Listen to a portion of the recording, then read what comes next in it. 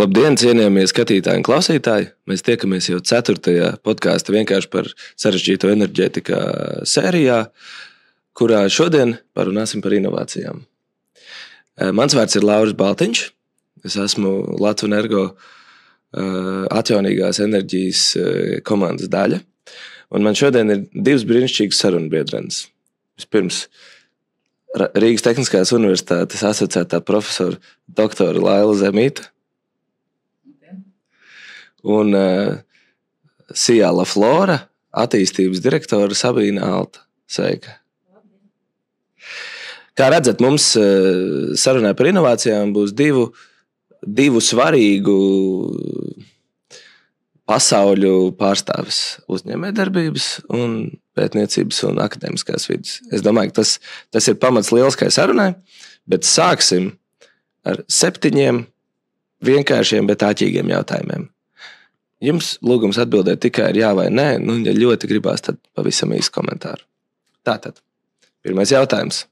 Vai taisnība, ka apsildāmais autosēdeklis un apsildāmā autostūra ir cilvēces vēsturē labākais izgudrojums? Nē. Vai Latvijas izglītības sistēma ir konkurētspējīga ar pārējo pasauli, lai radītu tādas inovācijas, no kurām rodas vienredži, jeb uzņēmumi, kuru vērtība pārsniedz $1 miljardu? Jā. Jā un nē. Jā un nē. Trešais jautājums. Vai Nikolā Tesla ir stilīgāks par Tomasu Edisonu? Nē. Noteikti ne. Vai inženierzinātņu studenti ir labāki inovatori par finanšu un ekonomikas studentiem? Jā. Jā, viennozīmīgi. Vai bez ābola nokrišanas no koka un iespējamās uzkrišanas uz galvas Sers Īzaks Ņūtons būtu atklājis gravitācijas likumu? Jā. Nē.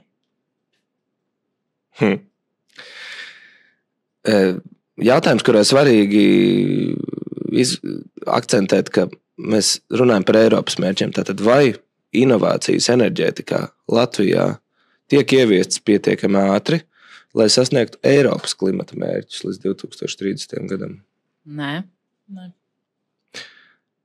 Diemžēl piebiedrojos, bet ceru, ka mums visiem kopā izdosies to mainīt. Un pēdējais jautājums. Vai Ķīna būs pasaules inovāciju līderis turpmāko 100 gadu periodā? Ar nožēlu jāsaka, ka laikam jā. Tā izskatās. Es varu pilnīgi piebiedroties arī ar nožēlu, bet arī laikam jā. Paldies! Paldies par ievadu. Un es domāju, ka inovācijas ir tāda tēma, par kuru visiem ir kaut kāds zināms priekšstats, bet to droši vien var definēt dažādi.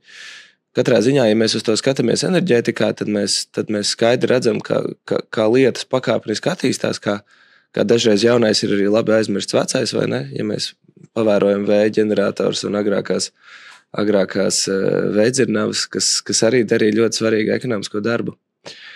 Tāpēc es gribētu pajautāt, Sabīne, tev, kā Laflora, kas ir kūdras iegūs uzņēmums un jau arvien vairāk gribētos teikt arī enerģētikas uzņēmums, kā jūs skatāties uz inovācijām? Ko jūs uztverat kā inovācijas un cik tas ir svarīgi jūsu ilgtermiņa attīstībai? Es teikšu tā, ka tā ir mūsu ikdiena jau kādu laiku, ka bez tā mēs īsti nevaram.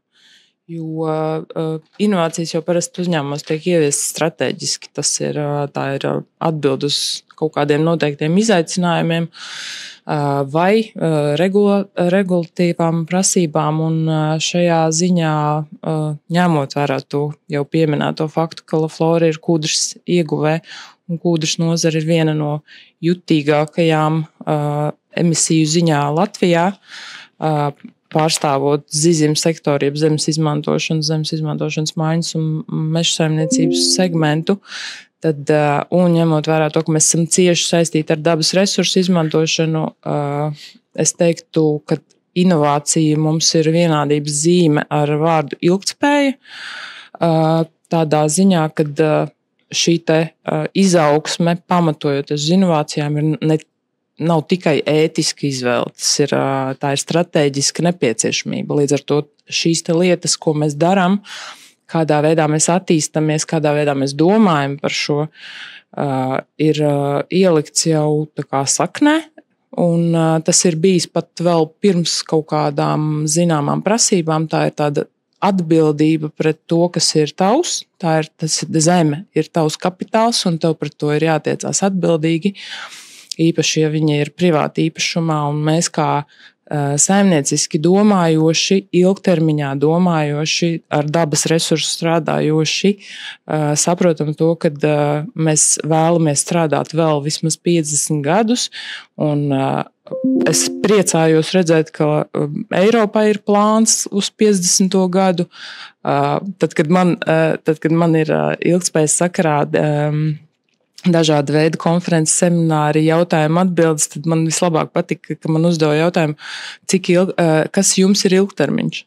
Un tad dažādu sektoru pārstāvji teica, tur 7 gadi, 5 gadi. Mēs zinām, Latvijā ir vēlēšanu gadi, tieši tāpat kā Eiropas parlamentā, tad ir plānošanas periodu termiņi, kas skaitās ilgtermiņš valstiski. Man ir prieks, ka mums ir 50 gadi. Un mēs īstenībā ļoti cieši strādājam pie šīm lietām kopā ar Rīgas Tehnisko universitāti un absolūti visus savus lēmumus, rīcības plānus balstām zinātnē, jo pretējā gadījumā mūs vienkārši neņem vērā. Apmēram tā tas izklausās. Tā tad inovācijas nav vienkārši izvēle vai ērtība, bet tā ir objektīva nepieciešamība. Jā, šajā brīdī tas ir tāds. Protams, tas ir noteikti no daudziem faktoriem atkarīgs. Ja nebūtu varbūt šī privātā purvu teritorija, mēs varbūt skatītos uz šo visu savādāk, tāpēc, ka mēs būtu atkarīgi no kaut kā. Bet tajā brīdī, kad tu esi pats saimnieks, tev ir jārīkojas atbildīgi un tev ir jādomā, kā ilgtermiņā radīt šo ekonomisko labumu, un tajā sakarā tad sajiet kopā šīs divas lietas - atjaunojamā enerģija. Un, lai gan mums ir bijušas pārdomas par to, vai mēs varētu kļūt par elektroenerģijas tirgus dalībnieku, bet es domāju, ka vispareizākais lēmums un tā teikt liktenis nolēma tā, kā nolēma, un šis ir vislabākais ceļš, īpaši ņemot vērā šo tirgus situāciju, kad mēs sadarbībā ar Latvenergo šādā veidā varam darboties, un primāri jau šī atjaunojamā enerģija nav domāta priekš tā, lai mēs kļūtu par tirgus dalībniekiem, bet sākotnēji vispār bija doma tikai pašpatēriņam mūsu uzņēmumā, bet šīm regulējumiem no Eiropas, kas nāk, kas ir ilgspējas ziņojuma direktīvas un tā tālāk, viss, kas ir saistīts taksonomijas, īpaši mūsu sektorā strādājot, šis viss apauga ar tādu brīnišķīgu, es teiktu, inovatīvu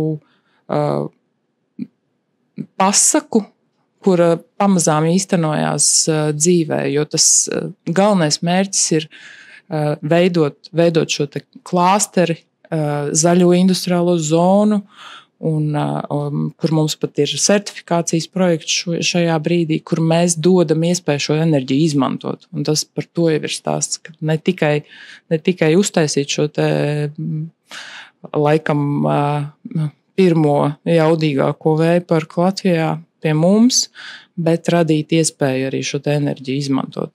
Šeit es noteikti varu tikai atbalstīt un aicināt visus, kas vēl nav iepazinušies, pameklēt internetā, atrast, kāda ir Lafloras ilgtermiņa plāni par šo zaļo klasteri. Tā vīzija tiešām izskatās skaista, un vējparks ir tikai pamats nākamajiem 50 gadiem. Bet, Laila, es gribēju pajautāt tev, kāds ir Rīgas Tehniskās universitātes skatījums uz inovācijām? Jo no vienas puses vienmēr varētu teikt, ka universitāte ir universitāte, tāds mērķis ir mācīt jau esošās zināšanas, un inovācijas ir kaut kāds tāds blakus produkts. Cik tas ir svarīgi Rīgas Tehniskajai universitātei? Es varu vispirms piekrist visam tam, ko iepriekš teicu. Un, ja mēs sasaistam kopā, tad jā, Latvijā mēs esam salīdzinoši varbūt unikālākā situācijā, jo mums ir inovācijas, gan šīs izglītības sektors vienu vietu, augstskolās, vairākās Eiropas valstīs tas ir atsevišķi pētniecības institūti un ir atsevišķas augstskolas. Mums tas ir kopā, un es domāju, ka tādā ziņā varbūt pat Latvija ir ieguvēja, jo vairāk mēs veicam šo te pētniecību, jo vairāk mēs ieguldam inovācijās, jo vairāk mēs kaut ko darām, jo arī pēc tam tās zināšanas tiek pārnestas studentiem. Tās atziņas no pētījumiem, no līguma darbiem un no visa, tad tas tiek ietverts tomēr lekcijās, un lekcijās mācību spēki par to pastāsta, par saviem atklājumiem, par saviem rezultātiem, un tādā veidā jau mēs arī attīstam to nākotnes paudzi. Un tad šī nākotnes paudze, viņa paliks ar vien modernāka un gatavāka inovēt un gatavāka daudz dažādiem izaicinājumiem. Paldies. Paturpinot šo līniju, mēs diezgan daudz esam dzirdējuši vēsturiski, ka Latvija ir viena no tām Eiropas Savienības valstīm, kur vismazāk kā proporcija no IKP iegulda zinātnē. Un droši vien šajos apstākļos, kad pieaug militārie riski, tā situācija nepaliek vieglāka. Tāpēc varbūt tāds viegli provokatīvs jautājums, vai Latvija var atļauties finansēt inovācijas un zinātni? Par statistikas datiem un ieguldījumiem inovācijās tā ir taisnība, un tāpēc augstskolas un arī uzņēmumi ļoti rūpīgi strādā pie dažādu citu finansējumu piesaistes, un vakar esot vienā pasākumā arī, kur gāja runa par inovācijām un ieguldījumiem, bija ļoti laba frāze, lai vinnētu olimpiādē, viņai ir jāpiedalās. Un tas te iet runa arī par tām Latvijas inovācijām. Un, vai mēs varam? Jā, mēs varam. Mums ir pietiekami spēcīgi jaunieši, mums ir pietiekami spēcīga industrija, bet tajā pašā laikā mēs esam varbūt kaut kur konservatīvi un kaut kur bailīgi. Mums ir vienkārši jāiet un jāmēģina. Protams, kad ir iespēja piesaistīt ārējo finansējumu, bet tā bāze būtu jāpalielina, ja iet runa par dažādiem citiem sektoru ienākšanām, par militārās tēmas ienākšanām, tad šīs inovācijas kļūst vēl svarīgākas, nevis mazāk svarīgas, bet vēl svarīgākas, jo tikai, kā mēs varam redzēt tagad ģeopolitiskajā situācijā, ka tikai ar nepārtrauktām izmaiņām, jaunumiem, inovācijām ir iespēja panākt vēlamo rezultātu. Cik veiksmīga ir universitāšu un uzņēmumu sadarbība Latvijā? Jūs abas uz to skatāties varbūt no katra no savas laukuma puses, bet tajā laukuma centrā droši vien notiek satikšanās. Jā. Kā tas izskatās ikdienā? Kā jau minēju, mēs tā strādājam, tas ir pats pamats, kas ir varbūt pat vairāk saistīts ar šo te kūdras sektora jutīgumu. Ja? Bet manā izpratnē, un tas ir ļoti subjektīvi, šī sadarbība ir ļoti veiksmīga. Es redzu, ka Latvijā ir tātad gan pētniecības institūti, un, teiksim, universitātes, kur ir sadalījuši šīs te jomas, un arī mums kā uzņēmumam, teiksim, man kā personai, kur tiešā veidā saskarās un strādā ar šo te, man ir ļoti vienkārši. Es zinu, ja man vajag pētījumu par vienu tēmu, es dodos pie vieniem speciālistiem, ja man vajag par citu tēmu, es dodos pie citiem. Jautājums ir, es domāju, ka pat ne par šo te veiksmīgo vai neveiksmīgo sadarbību. Jautājums ir citur, jautājums ir finansēs. Un attiecīgi arī labi pētnieki, tieši tāpat kā labi darbinieki un tā tālāk, viņi zemē nemētājās. Un, respektīvi, ja tev ir jāsaprot, ja tu iesi pie RTU un tu zini, kuru speciālistu tu gribi nolīgt vai teiksim, noslēgt līgumu par sadarbību un pētījumu, tad tev ir jārēķinās, ka tas speciālists var būt kādu laiku aizņemts. Un tā ir tā No vienas puses tas ir ļoti, man liekas, brīnišķīga ziņa. No otras puses atkal tas ir, tad ir jautājums, teiksim, ja ir vajadzīgs steidzami kaut kas, tad ko nozīmē pētījums steidzami? Atkal tas ir no otras puses jāstāsta. Varbūt var ieskicēt kādu pavisam konkrētu piemēru, ko jūs esat pētījuši, ko universitāte ir izdarījusi un kā jums tas beigās ir palīdzējis? Jā, ļoti, ļoti jauks piemērs ar mūsu kūdras substrāta dzīves cikla analīzi, ko es esmu ļoti priecīga, ka mēs uztaisījām jau krietni sen.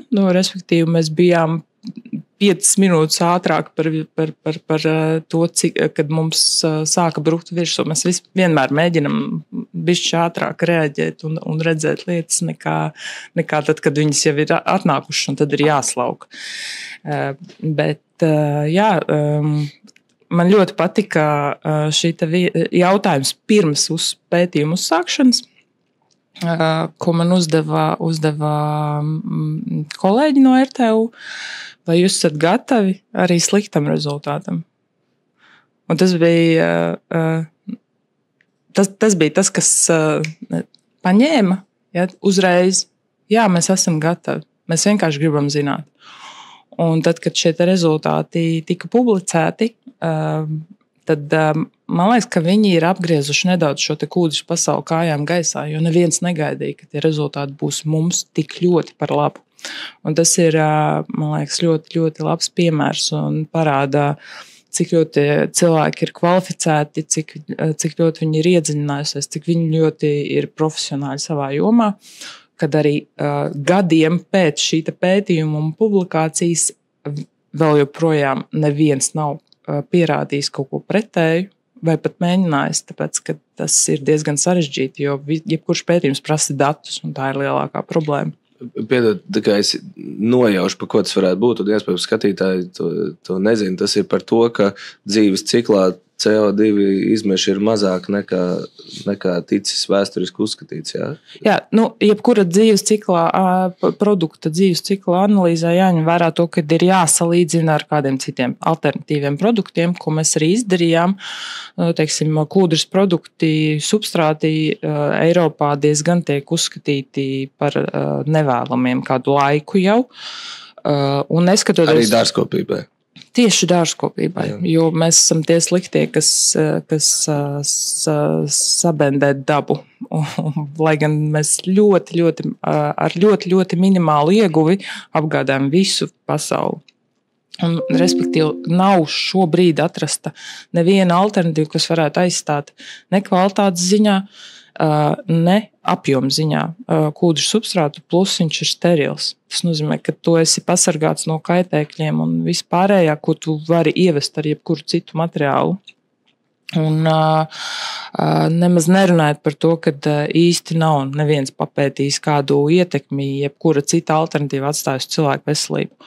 Un tas ir viennozīmīgi, kāpēc es varu pilnīgi droši pateikt, ka vecmāmiņas siltumnīcā, kur ir izaudzējusi tomātus kūdrā, tomāts vienmēr būs garšīgāks nekā, piemēram, izaudzēts akmensvatē vai kokus. Tātad mēs pētījām šo akmensvati kā alternatīvu un kokos šķiedru, ko vispār iegūst 2 vietās pasaulē, un iedomājieties to CO2 pēdu, atvedot viņu šejienu, izskalojot visus elementus liekos, kuri tur ir, lai vispār varētu audzēt ūdens patēriņu un tā tālāk un tā joprojām. Tā kā mēs visam tam izgājām cauri, mēs ieraudzījām, vienā no šīm te jomām, protams, ka mūsu ietekme ir paliela, un šī ir tā bioloģiskā daudzveidība. Bet te ir jautājums par kaut kādu līdzsvaru. Un tas ir tas, ko es redzu ikdienā. Tas ir jautājums par kūdru, vai tas būtu jautājums par kūdru, vai tas būtu jautājums par vēja parkiem, vai tas būtu jautājums par vispār globāli, cik ko mums vajag. Līdzsvars ir pareizā atbilde, un mēs visu laiku ejam no viena grāvja uz otru. Paldies, jo piemērs ir ļoti interesants. Man šķiet, tas parāda, ka uzņēmums ar zinātnieku palīdzību spēja pamatot un aizstāvēt savas intereses, un līdz ar to arī aizstāvēt savu, es pat gribētu teikt, ieguldījumu Latvijas ekonomikā. Nu, tā ka skaisti. Kā sadarbību ar uzņēmējdarbības vidi redz Rīgas Tehniskā universitāte? Sadarbību.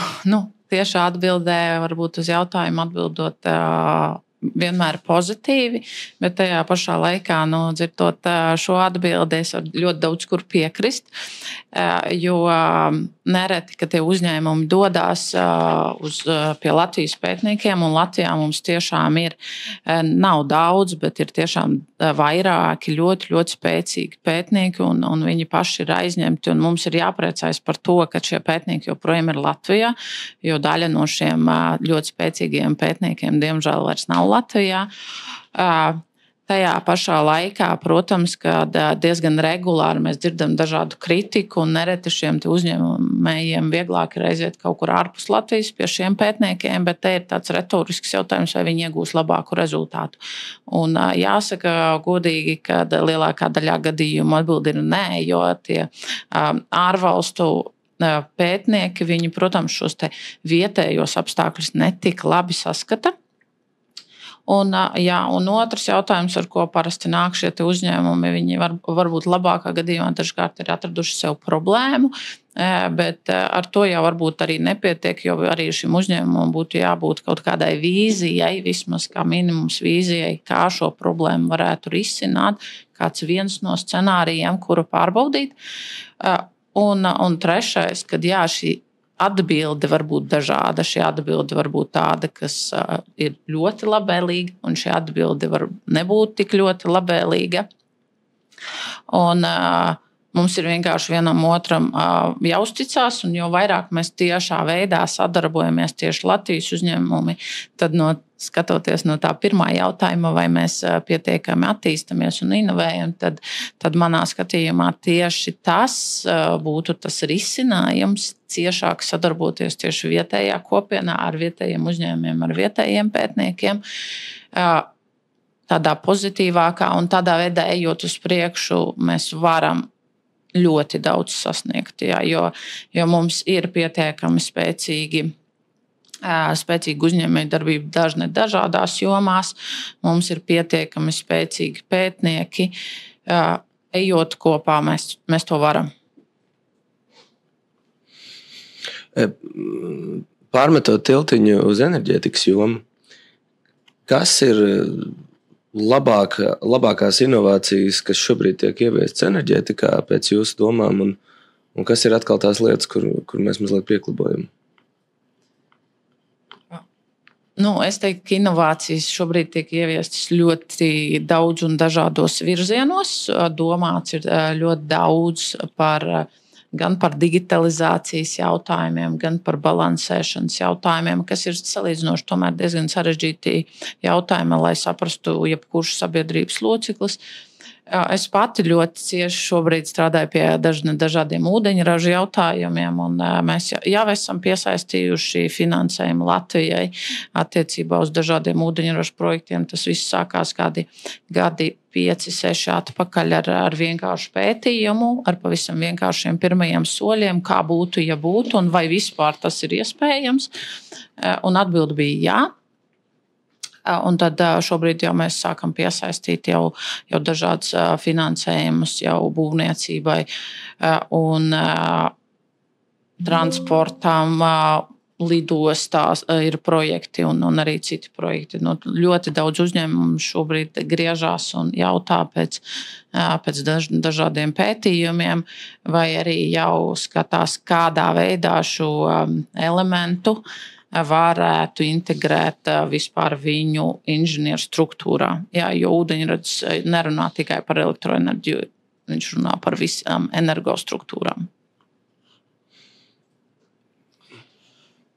Es kā ilgspējas speciālists, nevis speciālists par elektrību, droši vien pieminēšu mūsu pašu vējparku, kurš ir tapšanas stadijā ar šīm te acīm redzot lielākajām, jaudīgākajām vējturbīnām, kuras pamazām tiek un tiks uzstādītas mūsu vējparkā. Tātad Nordex 175 6X.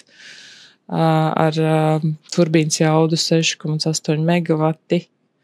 Tātad, kas būtībā, manuprāt, parāda šobrīd pāreju no šīs te izkaisītās infrastruktūras uz augstas veiktspējas vēja enerģijas ražošanu, kas ir tāds uzreiz jau prakses piemērs manā izpratnē, bez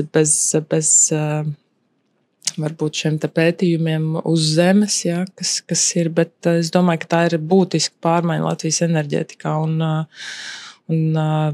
acīm redzot jau kaut kāds pagrieziena punkts vispār Latvijā šai te enerģētikas jomas attīstībai tādā simboliskā un praktiskā veidā. Man šķiet, ka ir ļoti interesanti, ka tu pieminēji šīs lielās, modernās turbīnas, jo ik pa laikam sabiedrībā skeptiķi runā un salīdzina tās ar monstriem vai piedod kaut kādu negatīvu konotāciju, bet arī man kā vēja nozares patriotam gribās pateikt, ka padomāt par ieguvumu, jo Laflauras parkā ar tām 16 turbīnām, lai sasniegtu to pašu ražošanas jaudu, ja mēs padomājam visi par tām vēsturiskajām turbīnām, ko mēs redzam pie grobiņas, tad tādas būtu vajadzīgas vairāk nekā 105, lai sasniegtu to pašu jaudu, viņas spētu saražot mazāk, jo viņas būtu zemākas un strādāt pie mazāka vēja. Tā ka šī inovācija tiešām palīdz. Un man atkal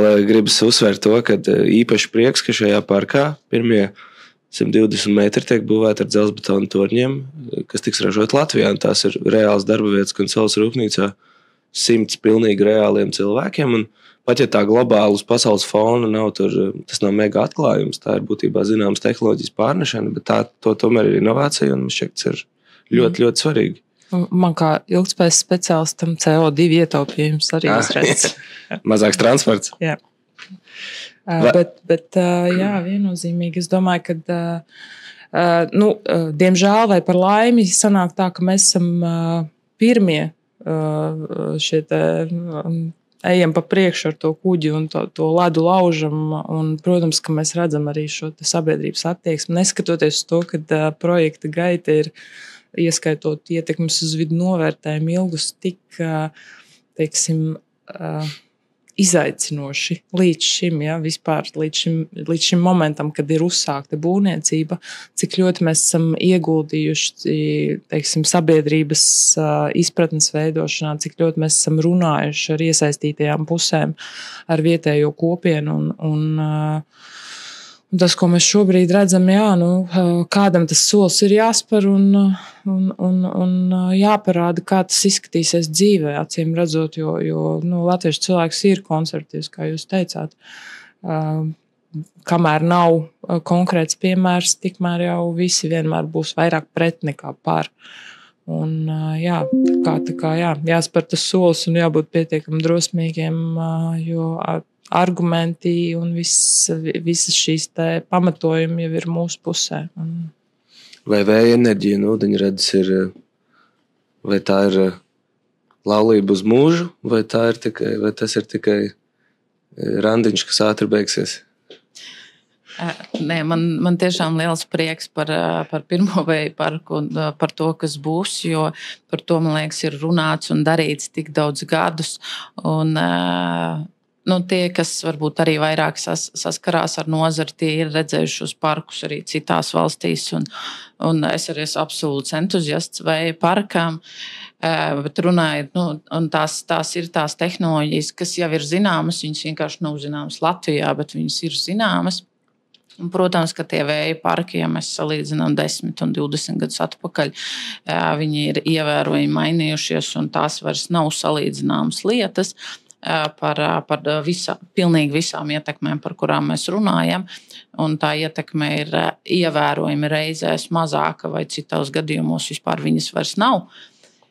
Runājot par ūdeņradi, vēja parkiem un citiem, ūdeņradis jau nav tāda brīnuma tabletīte, kas glābs visas enerģētikas problēmas nākotnē, bet ūdeņradis tiešām var būt viens no tādiem būtiskiem risinājumiem pilnīgi visās jomās, arī vēja parkiem. Runājot par šīm ģenerējošām jaudām un nepieciešamību balansēt, nepieciešamību regulēt, digitalizēt, tad tas ūdeņradis šajā gadījumā, piemēram, kā uzkrājošā tehnoloģija. Viņi tomēr var spēt arī tādā veidā šim pašam ražošanas uzņēmumam radīt mazāku ietekmi gan uz tīklu, gan uz apkārtējo vidi, maksimalizēt šo ģenerāciju.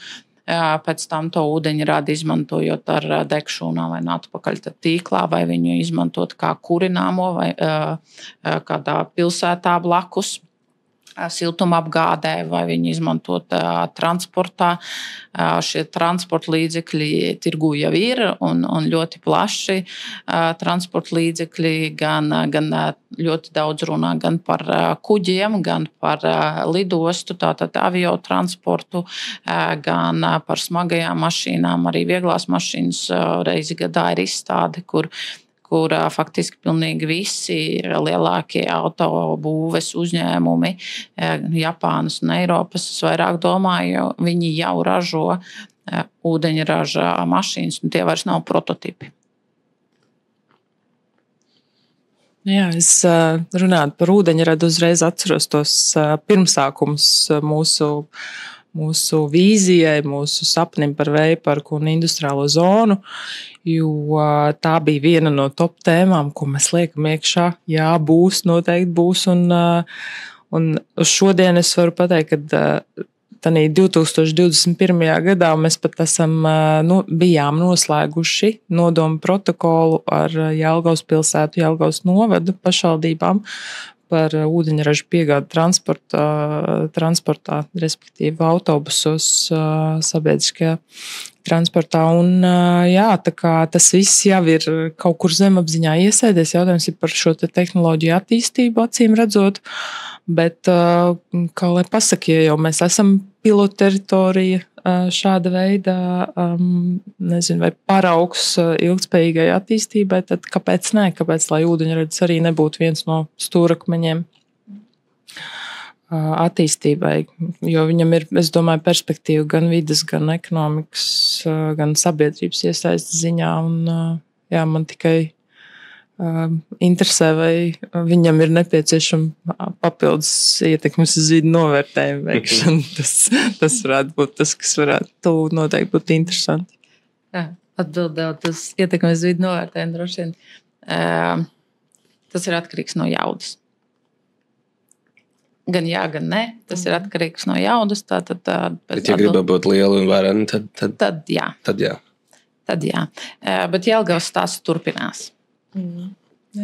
Prieks dzirdēt, un pašvaldības. Mēs runājam tādā ļoti interesantā laikā. Pēc nedēļas būs pašvaldību vēlēšanas. Un, vai jūs redzat, ka pašvaldība arī var būt virzītājs spēks inovācijām, pie tam dažādos veidos, gan ar saviem pasūtījumiem, gan ar vidi, kurā viņi piesaista investorus, gan ar izglītības programmām, ko viņi tur veicina, un visticamāk vēl stipri dažādos veidos.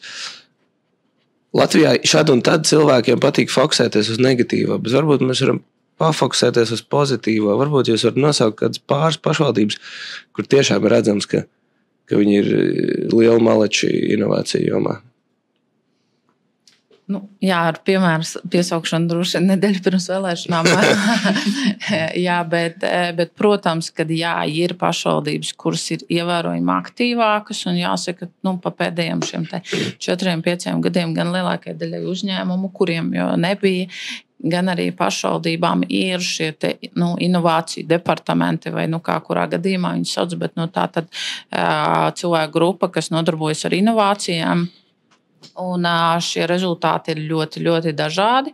Daļa no pašvaldībām vairāk fokusējas, tādā varbūt vienkāršotā veidā teikt, kad uz uzturēšanu, uz eksploatāciju un uz varbūt atjaunošanu, uz tādiem lokālākiem resursiem, kas no manas skatu punkta, kas nav īsti inovācijas, kas ir vienkārši apstākļu uzlabošana. Bet ir, protams, arī pašvaldības, kas ir ievērojami aktīvākas, kas ir piesaistījušas ārējos līdzekļus, dažādus projektus no Eiropas komisijas. Vienu konkrētu piemēru, kurā es pati darbojos, ir Rīgas digitālajā aģentūrā. Ir projekts, kur ar 5G droniem tiks uzraudzītas vecāķu un meža parka pludmales. Šis ir projekts, kas tiek līdzfinansēts no Eiropas komisijas. Nezināju un tiešām priecājos, ka ir tāda iniciatīva. Viņi aizstās cilvēkus, kuri tur sēdēja tajos tornīšos? Daļēji, jā. Viņi vismaz piezvanīs tam cilvēkam, kad un arī viņi redzēs ātrāk, protams. Tas gan, jā. Jā. Mans skatījums uz šo tēmu, kad šis tiek laists ēterā, pirms vai pēc vēlēšanām? Pirms. Bet es nedomāju, mēs jau nerunājam par kādiem politiskiem spēkiem, bet vienkārši par...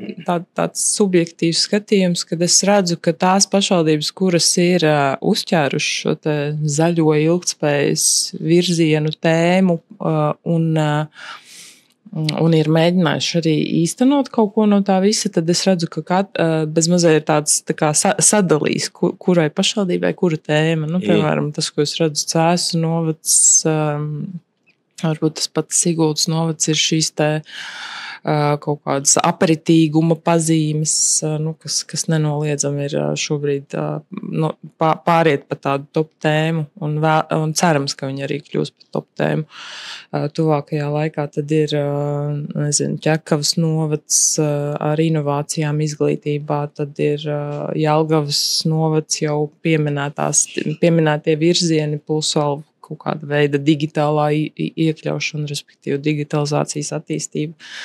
Mārups novads, viedā pilsēta, bet, ja mēs runājam tīri par enerģētikas jomu, tad aktuāls piemērs, manuprāt, ir Salaspils siltums, kuri ir veiksmīgi diversificējuši savu centralizētās apgādes sistēmu, aizstājot daļu dabasgāzes patēriņu ar šķeldu un saules parku. Un tādā veidā uzņēmums spēja ilgtermiņā nodrošināt stabilu prognozējumu tarifu klientiem, kas nebūtu nav mazsvarīgi. Plus, cik es zinu, tur arī top viens no pirmajiem tādiem industriāls simbiozes paraugiem parkiem. Ja, kas arī ir tāds mūsu gadījumā sadarbības partners, nevis konkurents, jo tā industriālā simbioze ir manā izpratnē nākotne, un ņemot vērā Latvijas mazo teritoriju, tad šī te, es domāju, reģionālā sadarbība noteikti iegūs kaut kādu, cerams, kaut kādā pārredzamā nākotnē savu lauciņu. Tā kā es domāju, ka ir labi piemēri, bet noteikti ir vēl kur augt. Un te ir jautājums gan par kapacitāti, gan finansējumu, gan tām pašām inovācijām. Un to, cik cilvēkiem acis deg par to. Man par tām degošajām acīm un par to vēlmi attīstīt savu pašvaldību, man arī gribās dot savu ieguldījumu, vienkārši atzīmējot labo darbu. Un man šķiet, redzot, saskaroties ar ļoti daudzām dažādām pašvaldībām, man īpaši proaktīvas un tādas, kas ir gatavas pavirzīt, iet to ekstra jūdzi, lai sasniegtu vairāk. Man šķiet, es esmu novērojis Liepāju, sevišķi Liepājas speciāla ekonomiskā zona, Valmiera. Fantastiski rezultāti. Un kā tādi interesanti odziņu uz kūkas, bet ar ļoti līdzīgām tendencēm Līvāni. Ļoti patīkams pārsteigums viesojoties Līvānos un runāt par pašvaldību. Bet visās pašvaldībās noteikti ir kāda laba piemēra. Sarunai tojoties beigām, es gribēju jums pajautāt par vēl vienu tēmu. Mēs visi zinām, ka Latvijā iedzīvotāju skaits diemžēl samazinās un arī to motivēto jauniešu vairāk pagaidām nepaliek.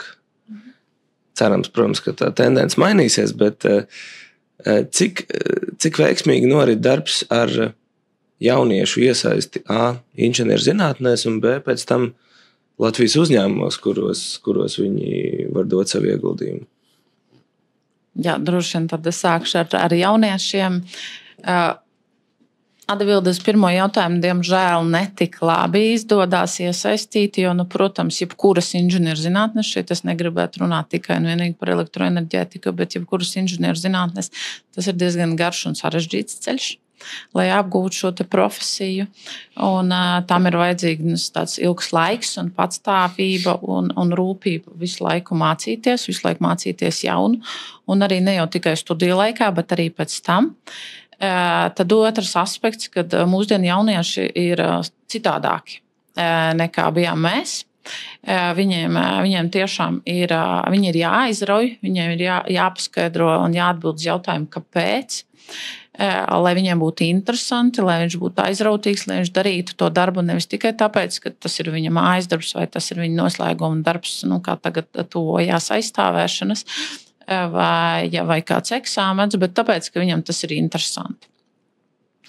Otrs varbūt tāds negatīvais aspekts tajā visā, kad visgrūtāk studentiem mūsdienās iet ar tādu ilglaicīgāku darba izpildi, jo vispār enerģētikā neko mēs nevaram izdarīt vienu vakaru laikā vai 2 vakaru laikā, izveidot pētījumu vai vēl kaut ko. Tas ir tāds ilgstošs. Spēja koncentrēties ilgāku laiku. Tā ir varbūt tāda biežākā problēma, bet tie, kuri atrod šo aizrautību, viņi ir ļoti, ļoti spēcīgi. Tiešām viņi ir ļoti spēcīgi, un man gribās ticēt, ka viņi būs daudz spēcīgāki, jo katrai nākošai paudzei jābūt labākai par iepriekšējo. Un es teiktu, ka tā daļa, kuri spēj aizrauties, viņi būs spēcīgāki, un viņi būs brīvāki, viņi būs spēs atvērties un saredzēt šos izaicinājumus, kurus mēs varbūt šobrīd šajā paudzē meklējam šos izaicinājumus, bet viņi jau, tā būs viņa ikdiena, un viņi jau ar tiem dzīvos un meklēs atbildes.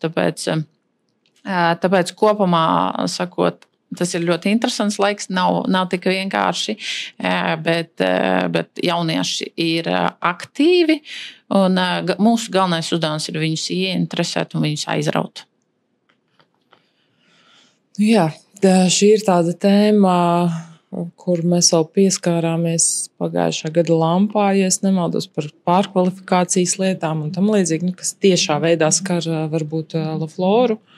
Bet ko es gribētu teikt, kad man liekas, mēs dzīvojam tik straujā laikā, kad es vakar vēl lasīju, ka 24 stundas diennaktī nebūs vairāk, un es jau jūtu kaut kādus gadus, ka tā vairs nav taisnība īsti.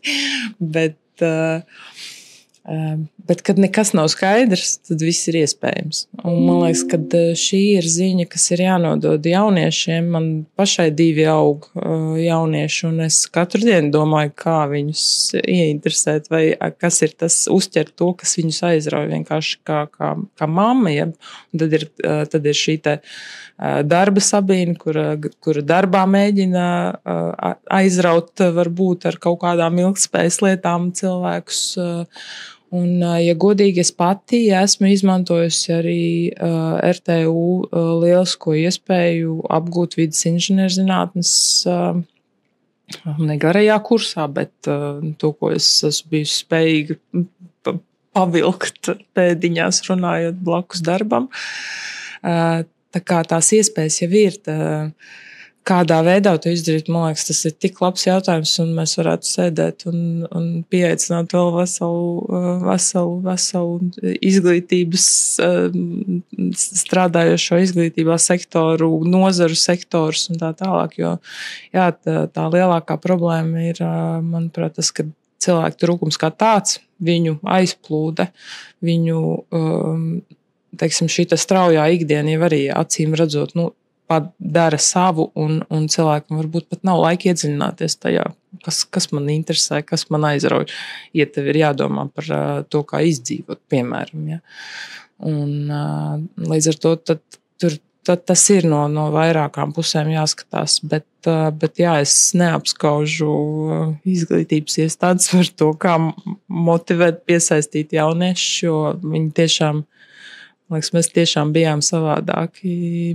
Mēs varējām ilgāk koncentrēties, to es redzu arī mājās, un tas tiešām ir izaicinājums. Bet es domāju, ka liela daļa no šī, teiksim, sadarbojoties izglītības iestādēm, nodarbinātības valsts aģentūru, un kas jau tur ir iesaistīts viss šīs sektors, kopā ar uzņēmumiem gan varētu kaut ko paveikt. Jo uzņēmējs jau ir tas, kas pasaka, ko viņam vajag un kādā jomā vajag. Un teiksim, arī šī naudas iztērēšana kaut kādās programmās, varbūt, kuras dod iespēju cilvēkiem bez maksas mācīties, kas nāk no ministrijas, bet paskatāmies, ko vajag otrā pusē. Tad varbūt šādā veidā. Un pat ja tas jaunietis pēc skolas beigšanas nav vēl sapratis, kas viņu aizrauj, varbūt pienāks diena, kad tas notiks. Un tas jau ir tas svarīgākais. Es tikai piebiedrojos šī aizrautības atrašana un pamatošana. Jā, tas ir ļoti labs izaicinājums. Novēlu izdodas. Man ir bijis liels prieks ar jums sarunāties. Noslēgumā man, protams, gribās lielu, smagu jautājumu, bet varbūt mēs varam tam pieiet tā ļoti vienkārši. Ja jums būtu pēkšņi iespēja vai nelaime, bet teiksim, ka iespēja kļūt par premjerministru Latvijā un definēt tālākos, aktīvāk piedalīties tajā, kā tiek definēti valsts tālākie plāni. Kāda būtu jūsu vīzija, inovācija? Kas būtu tas, ko jūs gribētu sasniegt? Tādā 4 gadu periodā, kurā, protams, ir visi iespējamie izaicinājumi, budžeti un sabiedrības ieinteresētība, kur droši vien inovācija un zinātnes jautājums viņam ir objektīvi grūtāk konkurēt ar slimnīcām, pamatskolām un armiju.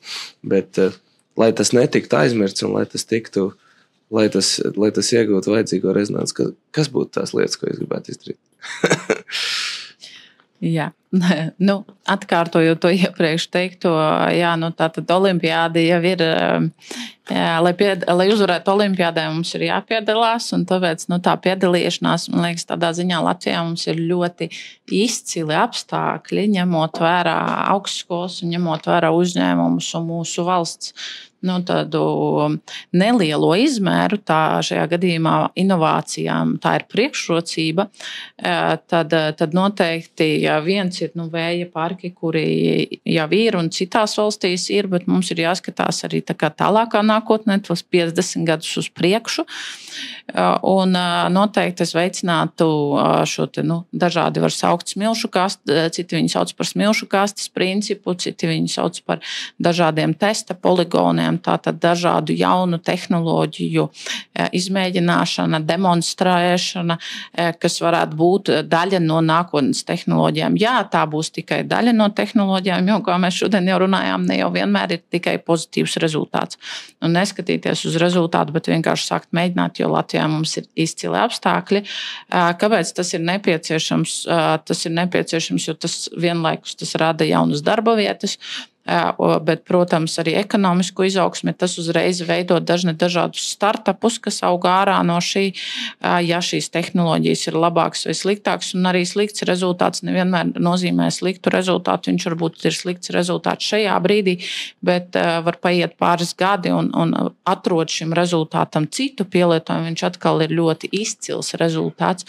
Un, lai mēs tiešām straujāk augtu inovācijās un dažādās tehnoloģijās, mums ir jābūt tiem, kas šīs tehnoloģijas testē, pārbauda, jo tajā brīdī mēs būsim viskompetentākie no visiem. Protams, ka visi tie, kuriem mēs stāstīsim šīs savas iegūtās zināšanas, viņi vienmēr zinās mazāk.